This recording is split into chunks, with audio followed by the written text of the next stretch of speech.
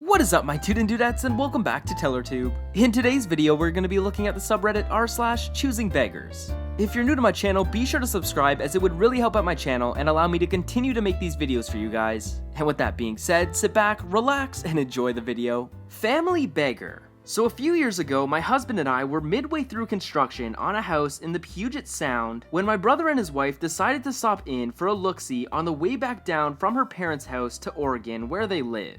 My husband architected the house and I was the interiors architect and site manager, and even at that early stage, if I may say so, the house looked like it came straight from the pages of Dwell magazine. Long story short, we had to cut that visit short because after arguing with my sister-in-law that she couldn't leave my nephew asleep in their car on a busy street, she left him in my care while wandering off to inspect the house, and he acted like an absolute terror. Somewhere in between him running around and screaming, throwing rocks at us and the house and windows, ignoring pleas to not run up the flight of temporary and very dangerous stairs, my sister-in-law casually mentioned that they would not be able to go to lunch with us as planned. By that point, I was well worn out, so I didn't think much of it. However, after all this crazy behavior on a live construction site as they were leaving, my sister-in-law asked if they could be the first ones to stay as guests of the house. I thought my sister-in-law's ask was a bit rude, especially considering the circumstances, but thinking it would bring us all closer, I said something like, if it works out, sure. So in what should have been unrelated news, that next February, we sadly drove down to Oregon for my beloved Great Aunt June's funeral, and congregated afterwards as an extended family to share stories and generally grieve the loss of our matriarch. Starting as we parked at the funeral home in the morning and continued our departure back up north that afternoon, my sister-in-law kept trying to get me to say yes to a visit to our home sometime in June. Remember, it was currently February, so they could stay overnight after going to a concert. I don't remember who the band was, but at first I had to keep putting her off because I was commiserating with family about my aunt. Conversations she didn't seem to notice or care about interrupting. I will admit though, I was excited about the prospect because since he'd been married with a kid, it had been pretty much impossible to spend time out with my brother, spouses or no. At the time, I didn't really blame the situation on anyone. I just thought that's what happened when you have a kid. So, once my sister-in-law approached me for the fourth and fifth time, I unknowingly invited my husband and myself along to the concert by asking how much the tickets were. My sister-in-law assured me that the tickets were very expensive and hard to get, and that anyway, they'd already sold their extras to a couple of sets of her college friends that they were meeting. I shrugged and said, "Oh, sorry, I thought you were asking us." I wasn't too sad about the band, so I quickly recalibrated to, how about I make us a brunch in the morning or we go up the hill to our favorite dive if you're feeling up to it. She told me they wouldn't have time for either because they had to leave very early in the morning so they could visit a favorite tourist lookout and have brunch there. But that what she could offer, that is the word she used, I swear, was a night with my brother's aforementioned offspring while they were at a concert. I asked her why she didn't leave him with her parents, they live pretty close to us, and she said, "But your new house is so nice." I was floored. Basically, she wanted to use us as a high-end hotel and as babysitters. I had been extremely accommodating of my brother and his wife in the decade or so that they'd been married, but that offer ended all that. Not wanting to make a scene at my aunt's remembrance, I politely told her to ask closer to the date because we usually don't make plans months in advance. But summer is for us, as it is for most, usually pretty busy. This flipped her out, and she started screaming how I was a terrible aunt for not wanting to babysit, and that I was discriminating against her son because he was a bedwetter, which I didn't know at the time. I looked across the room at my brother for some support, and his eyes were wide with fear. I guess he knows his wife pretty well because the next thing out of her mouth was, "I suppose we're not welcome at your new house until he stops wetting the bed.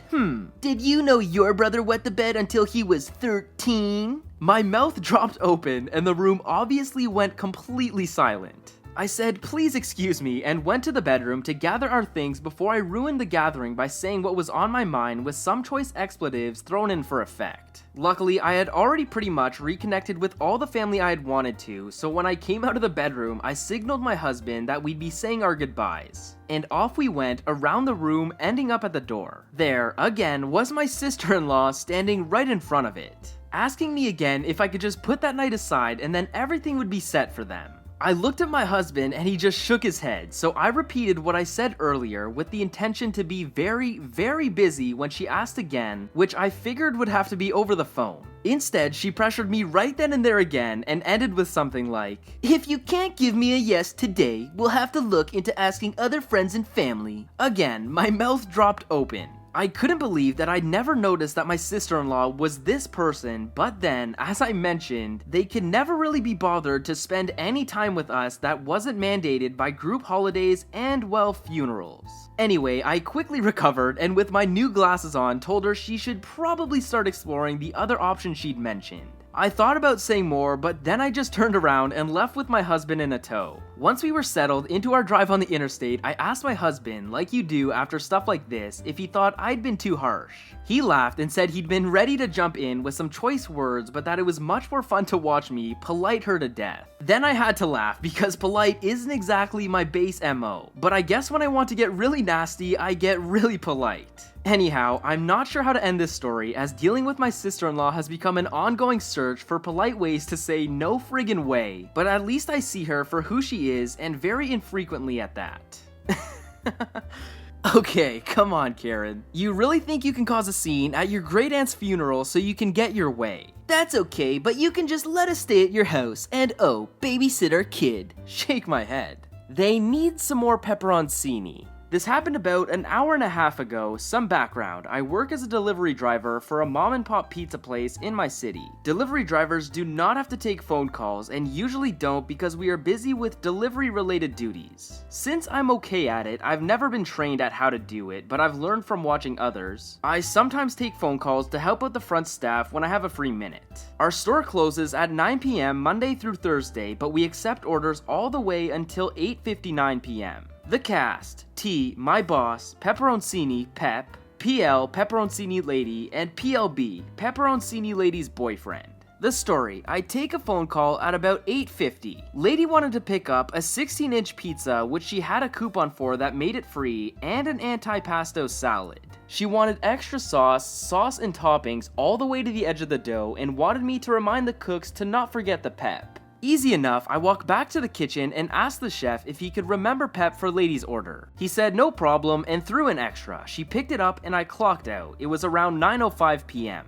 I stayed around after I clocked out to make myself a pizza. We get a free pizza with every shift. During this, my boss got a call. It was Lady. Boss: shop name, how can I help you? Not his normal greeting, but it was after close. Lady: I did not get pep. I have been a loyal customer for however amount of years and am very upset you did not give it to me. I asked for it specifically. This was all yelled and it sounded as if she was on the verge of tears. I'm sorry about that. I can have someone run over Pep for you. We already had her address on file. Okay. So boss turns to me and asks if I can drop the Pep off on my way home. He filled an 8-ounce cup of Pep. She lived on the south side of town like me, but it was still out of my way. So off I go to deliver Lady Pep for free. I get to her place and see someone in the open garage. Me: does someone here like Pep? Lady's boyfriend: you got it. I hand him the bag of Pep and I could tell by his demeanor that he had something that he wanted to say. I really wish you guys could get this right. You guys mess this up literally every time. I'm sorry, I did tell the chef about the Pep and he told me that he put an extra. Well, it wasn't enough. When you see this address, you should know that we want a lot of Pep.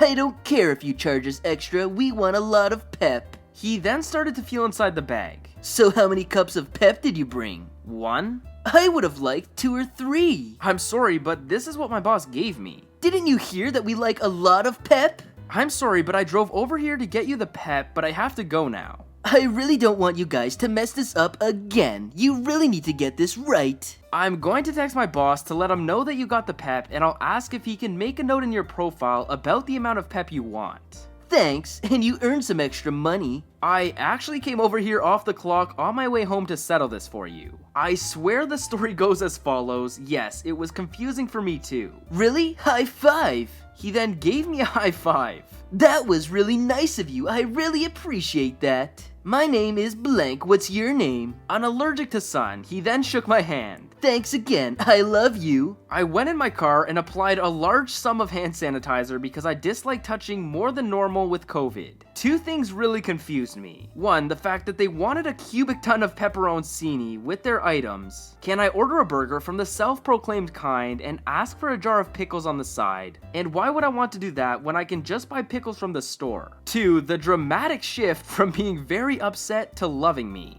I haven't experienced anything like it before, and definitely not over veggies. What the heck? Where's my pepperoncini? This isn't nearly as much. I deserve more. You better bring me a crap ton. Anyways, I hope you guys enjoyed today's video. If you did, smash that like button as it would really help me out. Subscribe to my channel so you can stay up to date with my latest videos, and I will see you guys in the next video. Peace.